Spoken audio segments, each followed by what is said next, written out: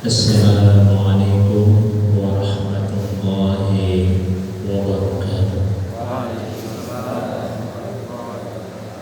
Assalamualaikum warahmatullahi wabarakatuh. Al-Fatihah.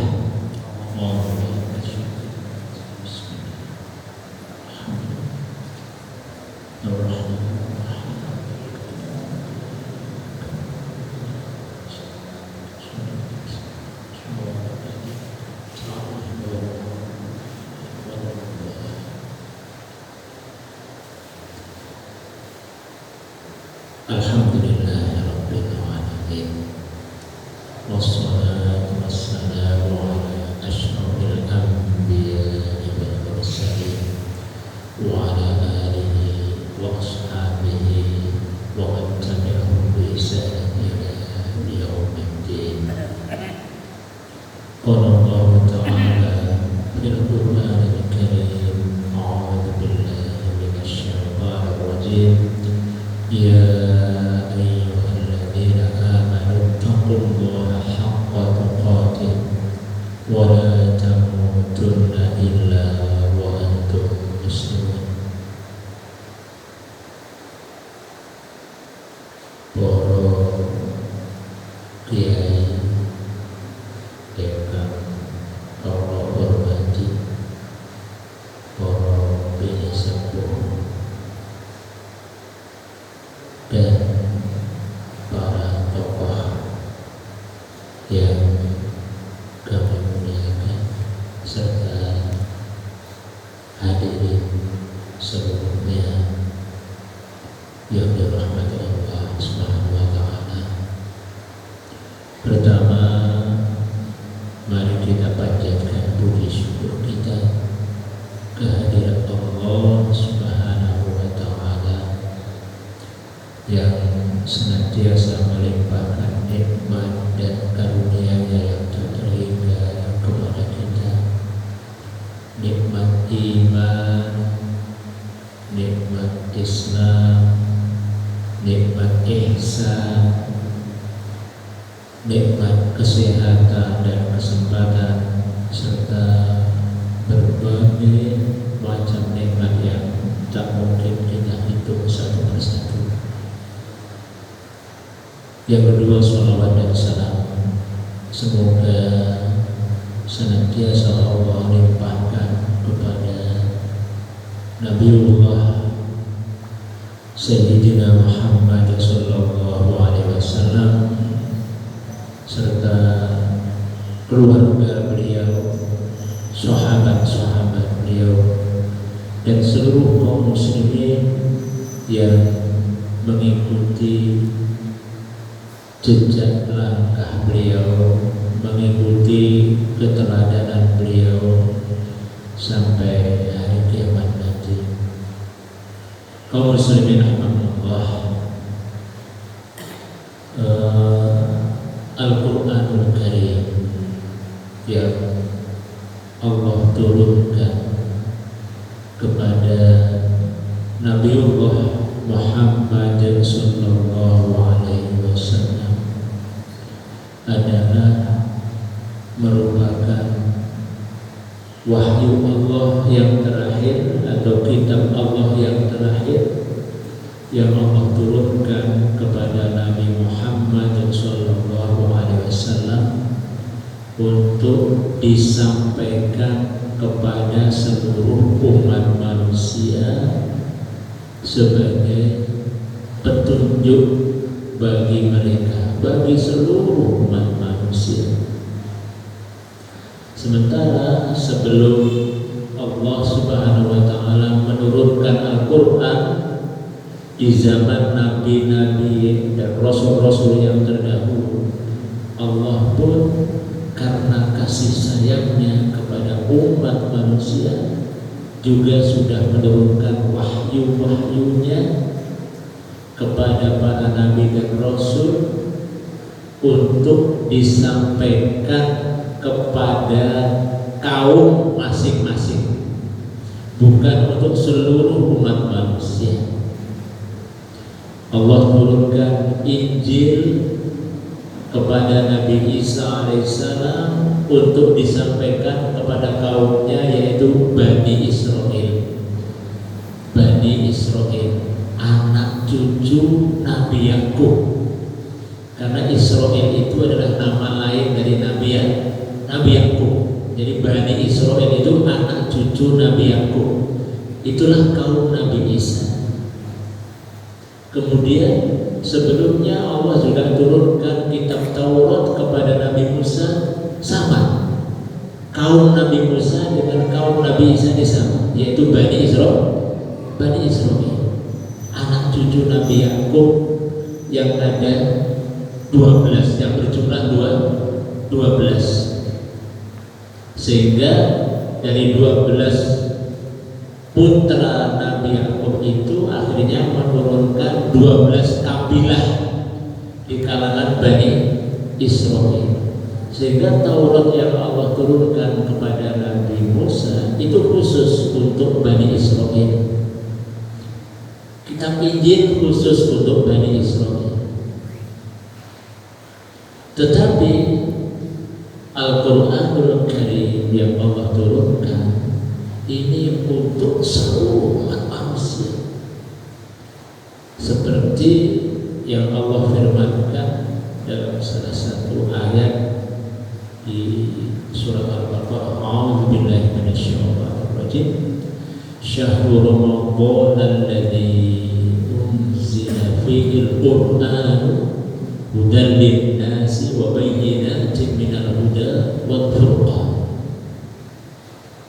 Syahrul Ramadan, bulan Ramadan, alladzi unzila fihi al-Qur'an, yang telah diturunkan pada bulan Ramadan itu Al-Qur'an.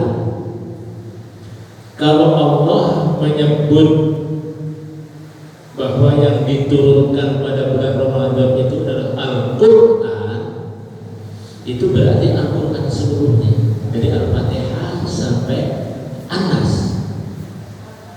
Jadi pada bulan Ramadan itu Allah menurunkan Al-Quran seluruhnya, lengkap.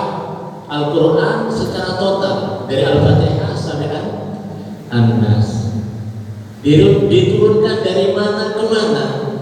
Diturunkan dari Al-Lauhul Mahfuz di langit ketujuh ke langit dunia atau langit terendah di Baitul Izzah. Itu adalah turunnya Al-Quran tahapan yang pertama. Turunnya Al-Quran yang pertama itu dari Lauhul Mahfuz ke Baitul Izzah di langit dunia, langit yang terendah, secara total Al-Quran seluruhnya. Dan itu terjadi di bulan Ramadan. Lebih jelasnya yaitu pada Lailatul Qadar, di bulan Ramadan, di malam kemuliaan, malam Lailatul Qadar. Itu Allah turunkan Al-Quran seluruhnya dari Al-Fatihah sampai An-Nas, dari Allahul Mahfuz ke Baitul Izzah, rumah kemuliaan di langit dunia. Mengapa tempat turunnya Al-Quran di langit dunia disebut Baitul Izzah? Karena dia menjadi tempat firman Allah yang sangat mulia, sehingga tempatnya pun disebut dengan Baitul Izzah, rumah kemuliaan, karena merupakan tempat penyimpanan Al-Quran yang Allah turunkan dari Allahul Mahfuz ke langit terendah. Kemudian dari Baitul Izzah inilah Al-Quran oleh Allah diturunkan secara bertahap melalui malaikat Jibril alaihissalam kepada Nabi Muhammad sallallahu alaihi wasallam. Ini adalah tahapan turunnya Al-Quran yang kedua, dari Baitul Izzah kepada Nabi Muhammad sallallahu alaihi wasallam. Ayat dan mayoritas kebanyakan turun Al-Quran itu mengiringi peristiwa-peristiwa yang terjadi di kalangan kaum muslimin, yang kemudian peristiwa-peristiwa yang mengiringi atau melatar belakangi turunnya Al-Quran itu disebut dengan sababun nuzul. Jadi mayoritas ayat-ayat Al-Quran, tidak seluruhnya ya, mayoritas ayat-ayat Al-Quran, surat-surat Al-Quran itu Allah turunkan dengan adanya sababun nuzul, sebab yang melatar belakangi turunnya Al-Quran selama 23 tahun. Jadi Al-Quran dari Baitul Izzah diturunkan kepada Nabi Muhammad melalui malaikat Jibril itu selama 23 tahun. Karena Nabi Muhammad SAW ketika menerima wahyu yang pertama kali beliau berumur 40 tahun. Sedangkan beliau wafat dalam usia 63 tahun. Berarti Al-Quran itu diturunkan mulai beliau umur 40 sampai 63, yaitu 23 tahun secara bertahap. Dan turunnya Al-Quran yang pertama kali kepada Nabi Muhammad dari Baitul Izzah kepada Nabi Muhammad itu ada perbedaan pendapat tentang tanggalnya kapan, tanggal berapa, bulannya bulan apa. Di antara pendapat yang masyhur adalah bahwa Al-Quran pertama kali Allah turunkan dari Baitul Izzah kepada Nabi Muhammad SAW adalah pada tanggal 17 Ramadan. Karena itu kaum muslimin banyak memperingati nuzulul Quran pada tanggal 17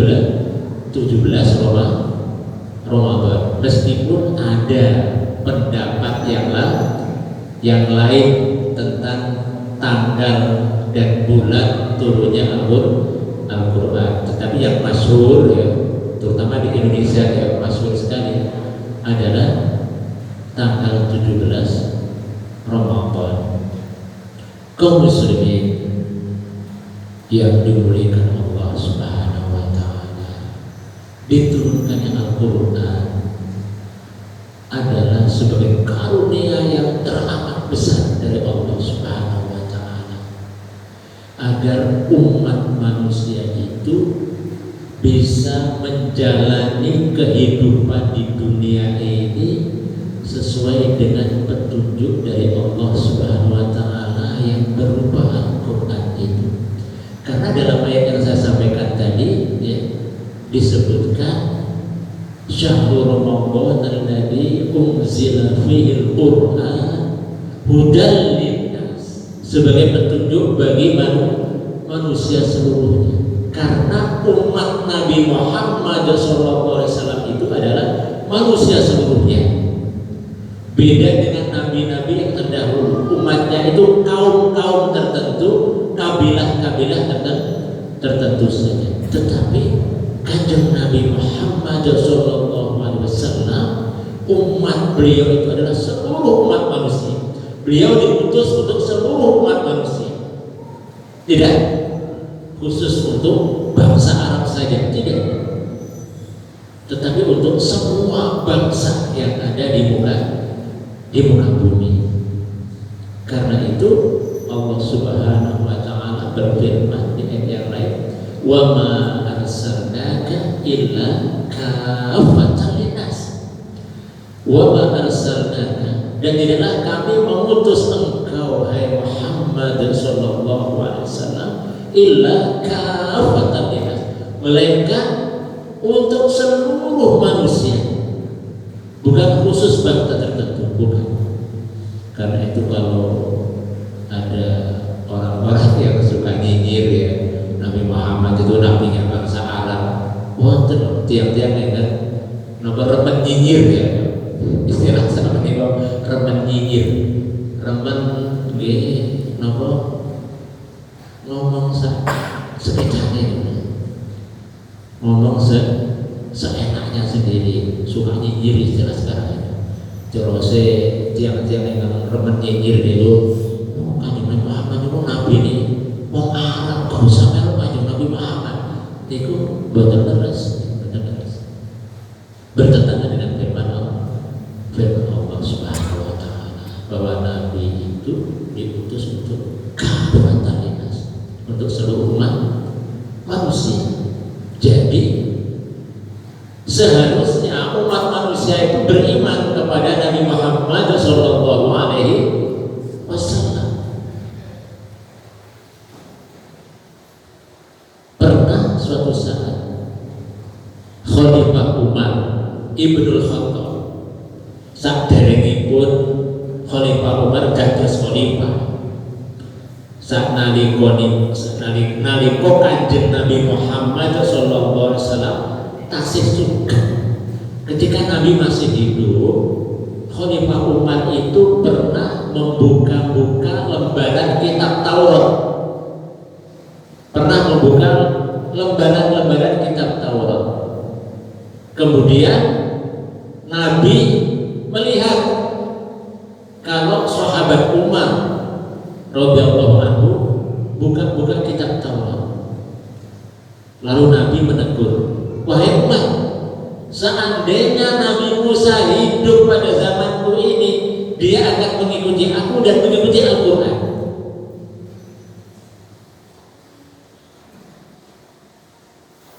Karena di zaman Nabi Muhammad itu kitab yang Allah turunkan kepada beliau Al-Quran untuk seluruh umat manusia.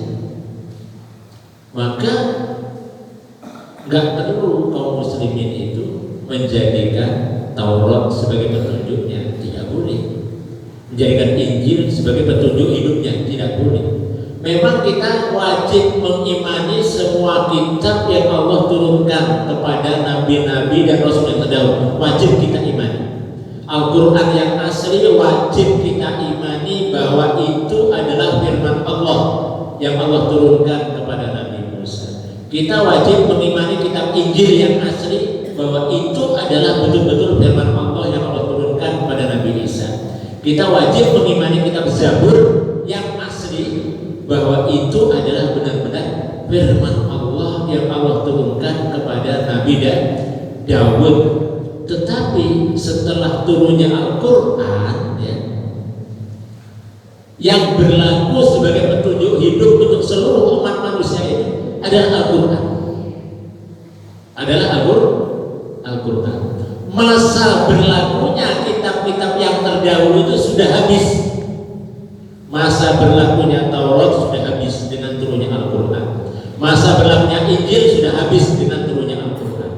Masa berlakunya kitab Zabur sudah habis setelah Allah turunkan Al-Quran. Maka seharusnya orang-orang Nasrani, orang-orang Yahudi itu seharusnya beriman pada Al-Quran. Apabila mereka mau menjadi orang mukmin yang betul-betul sesuai dengan keinginan Allah Subhanahu wa Ta'ala. Ya. Terus nalika Kanjeng Nabi Sallallahu Alaihi Wasallam masih hidup, yaitu saat terjadi perjanjian Hudaybiyah atau Sulhul Hudaybiyah,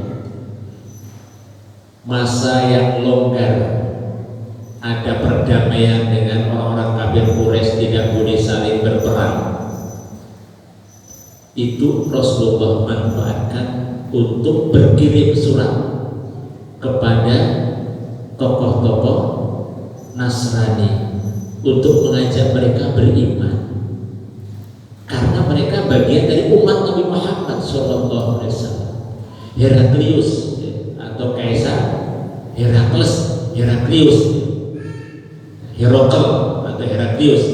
dikirimi surat oleh Nabi SAW, diajak untuk beriman kepada Nabi Muhammad sallallahu alaihi wasallam dan kepada Allah Subhanahu wa taala, tidak mempertuhankan Nabi Isa.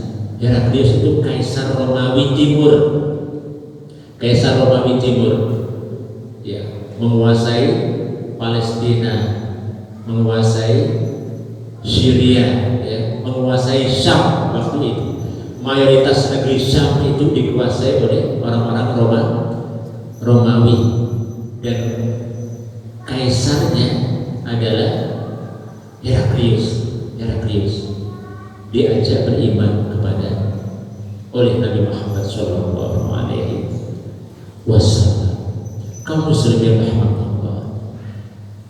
Jadi sekali lagi, Al-Quran adalah sebagai petunjuk hidup kita. Karena Al-Quran itu petunjuk hidup kita, maka kewajiban kita adalah mempelajari Al-Quran, baik qiraatan wa tilawatan, mempelajari bacaannya, ya, dan itu sudah kita lakukan, ya, dengan didirikannya TPQ, ya, anak-anak sudah kita ajari Al-Quran sejak kecil, ya. Beda dengan zaman dahulu yang masih mengikuti metode Baghdadiyah, ya, alif fathah a,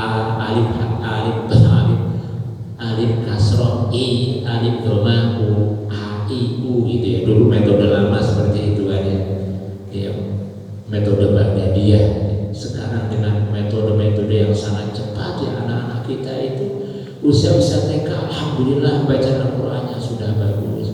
Usia SD lebih bagus lagi.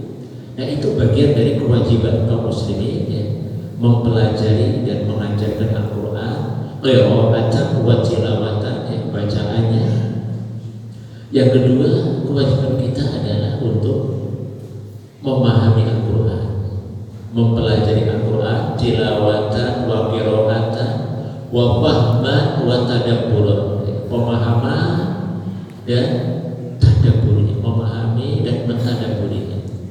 Karena bagaimana kita mau menjadikan Al-Quran sebagai petunjuk hidup kita kalau kita tidak memahaminya, mentadabburinya, merenunginya, untuk kemudian adalah amalan, ya, al-amal, ya, amalan bil Quran, mengamalkan Al-Quranul Karim dalam kehidupan kita sehari-hari. Kaum muslimin rahimakumullah, jam pinten menika? Kira pinten menit maghribnya?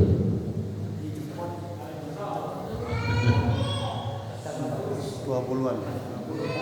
Oh, masih kurang 20 menit. Nggih.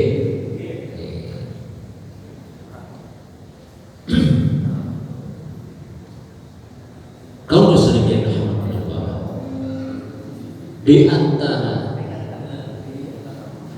antara fadilah, ya, di antara fadilah mempelajari Al-Quran, ya, seperti yang sudah kita ketahui, yang sudah sangat maklum, ya, sudah sangat populer, ya, bahwa mempelajari bacaannya saja, ya, kita belajar membaca Al-Quran saja, satu huruf dibalas oleh Allah dengan 10 kali lipat. Kata Rasulullah, barang siapa yang membaca satu huruf dengan Al-Quran, maka sungguh dia telah melakukan satu kebaikan, dan satu kebaikan minimal dibalas oleh Allah dengan 10 kali lipat. Allah balas dengan 10 kali kebaikan. Man qara'a harfan minal Qur'an falahu hasanatun wal hasanatu bi'asyri amsalihah, dan satu kebaikan itu dibalas 10 kali lipatnya. La aqulu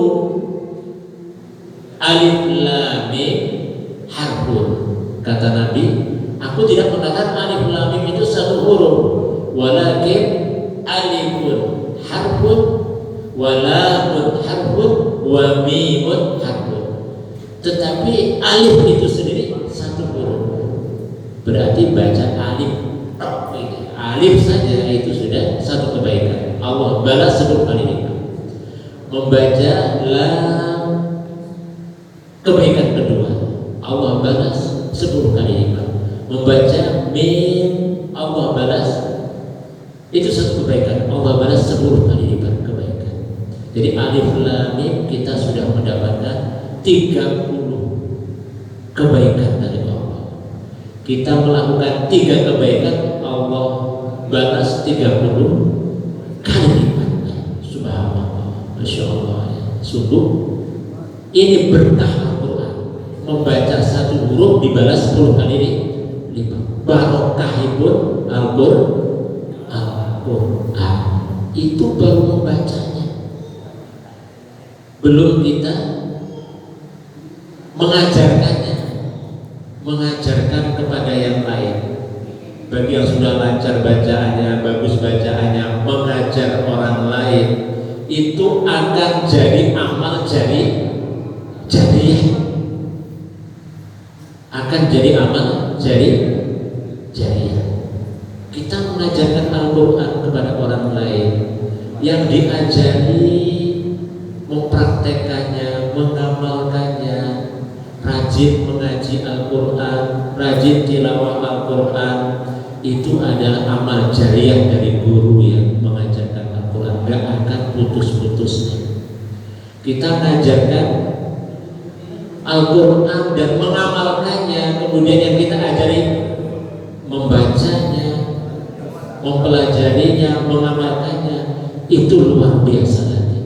Pengamalan Al-Quran oleh orang yang kita ajari mengamalkan Al-Quran, itu juga jadi jariah, jadi sedekah jariah, jadi amal jariah yang mengalir terus. Gurunya itu gak putus-putusnya pahala, muridnya banyak, semakin banyak jariah yang didapatkan oleh gurunya, oleh ustadznya, oleh kiainya. Sungguh sangat luar biasa. Kaum muslimin rahimakumullah, di antara tantangan yang dihadapi oleh Al-Quran mulai zaman Nabi Muhammad SAW sampai zaman kita ini, bahwa Al-Quran sebagai kitab Allah yang paling terjaga kesuciannya, karena memang Al-Quran itu dijamin oleh Allah akan dipelihara sebagaimana yang Allah firmankan, inna nahnu nazzalna dzikra wa inna lahu lahafidun. Sesungguhnya kami telah menurunkan al-dzikra. Al-dzikra itu adalah nama lain dari Al-Quran. Sesungguhnya kami telah menurunkan al-dzikra, yaitu Al-Quran, wa inna lahu lahafidun, dan sungguh kami benar-benar akan selalu menjaganya. Allah menjamin akan menjaga Al-Quran ini tetap asli, tetap tidak berubah, mulai diturunkan kepada Nabi Muhammad SAW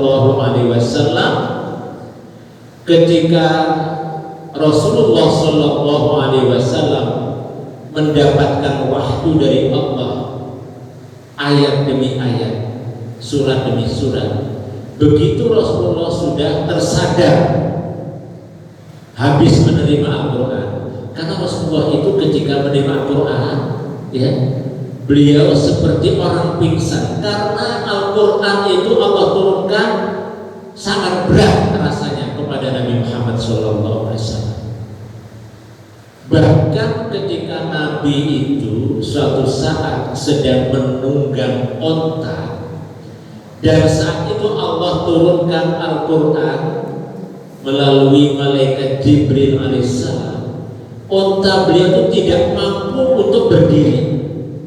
Ontanya langsung menderung, tidak kuat berdiri karena beratnya, merasakan beratnya Nabi Muhammad sedang menerima wahyu.